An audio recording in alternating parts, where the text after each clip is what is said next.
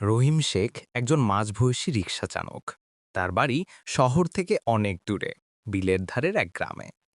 শহরে রিকশা চালিয়ে ফিরতে ফিরতে তার প্রায় মাঝরাত হয়ে যায়। গ্রামের মেঠো পথটা সে একাই পাড়ি দেয়।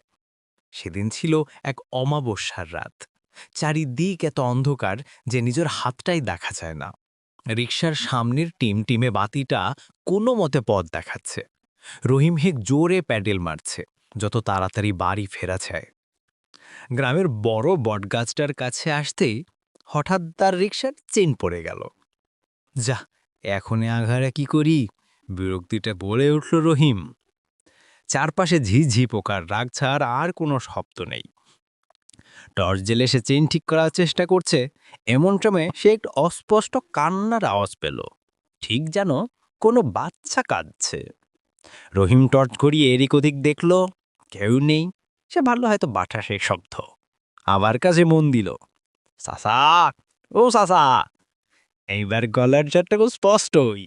রহিম শেখের বুকের ভেতরটা নরাস করে উঠে গেল। সে টর্চ ফেলতেই দেখল বটগাছের গুড়ির কাছে একটা 7-8 বছরের বাচ্চা মেয়ে দাঁড়িয়ে আছে। পরনে লাল ফ্রক, চুলগুলো এলোমেলো। এত রাতে তুমি এখানে কি করো মা? রহিম অবাক হয়ে জিজ্ঞেস করল।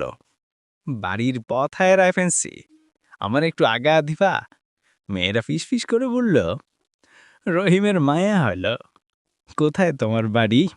ওই তো শেওড়া দিঘিনার পাড়ে। রহিম শেখ আজকে উঠল। শেওড়া দেখি? ওই দিঘি আর তার আশেপাশের এলাকা তো গ্রামের লোকেরা সন্ধ্যার পরে এড়িয়ে চলে। সবাই বলে ওখানে অশরীরই আছে। প্রায় 10 বছর আগে ওই দিঘিতে ডুবাই এটা বাচ্চা মেয়ে মারা গেছিল। কিন্তু এতটুকু বাচ্চাকে এখানে ফেলেও যেতে পারেন না সেই। বুকে সাহস এনে বলবা আচ্ছা আসো, রিকশায় ওঠাও। মেয়েটা ওর ধুকভাবে হেসে এক লাফে রিকশার পিছনে আসছে, উঠে বসলো। রহিম রিকশা চালানো শুরু করলো, কিন্তু আজ রিকশাটাতে আমাদের ফন্টন ভারী লাগছে। মনে হচ্ছে পেছনে শুধু একটা বাচ্চা মেয়ে নয়, জানুনি দুশমন হুজুরের কিছু একটা বসে আছে। তারা ঘাম ছুটে দাঁড়ালো। সে আর চোখে পিছনে তাকানোর চেষ্টা করবো, কিন্তু ঘাড় গোড়াতে পারলো না। মনে হচ্ছে কেউ যেন তার ঘাড় শান্ত করে ধরে রেখেছে। সারা দিঘির কাছে আসতেই চারপাশের হাওয়ায় বন্ধ হয়ে গেছে। ব্যবসা করুম। রিকশার বাটিটা হঠাৎ দাঁত করে নিভে গেল। এইখানে নামায় লাল। পেছন থেকে হে বাচ্চা গলাটা ভেসে এলো, কিন্তু হেবার গলার এটা কেমন যেন খসখসে বাড়ি। রহিম রিকশা থামালো। সে তাড়াতাড়ি নিমা বলল, নামা, একটু ধরনা সোসা, আমি নামতে পারতেছি না।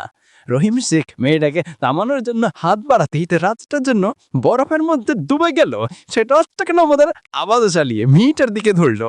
যা দেখলো তাদের রক্ত হিম হয়ে গেল। সেটা কারোর বাচ্চা মেয়ে নেই, বলছে যে সাদা কাপড়ে মোড়ানো একটা কঙ্কালেশ্বর মূর্তি। তার চোখ দুটো গর্তের মতো, আর সেখান থেকে সব একটা আভা বেরোচ্ছে। সে খসখসে গলায় হাসছে, আমার সাথে খেল মানা যাচ্ছে। রহিম একটা কার করে রিক্সা ফেলে জোরে দিয়ে শুরু করলো। সে যদি জোরে ঘুরাই ততই পেছনে খিলখিল আসতে থাকে। সে সমস্যা শুনতে পাচ্ছে, কেউ যেন তার গালে কাছে ফিরফির করে বলছে, দাদাও দাদাও। কিভাবে সেরাতি বাড়ি বলতেছিল তার মনে নেই। পরের দিন সকালে গ্রামের লোকেরা তাকে বাইরে ওঠাতে বিহাবিস অবস্থায় পাই। তার শরীর জলে পুরা যাচ্ছে। 3 দিন পর রহিমের গান ফেরে, কিন্তু সে আর কথা বলতে পারে না। সে শুধু ফেলে করে তাই কে দেখে।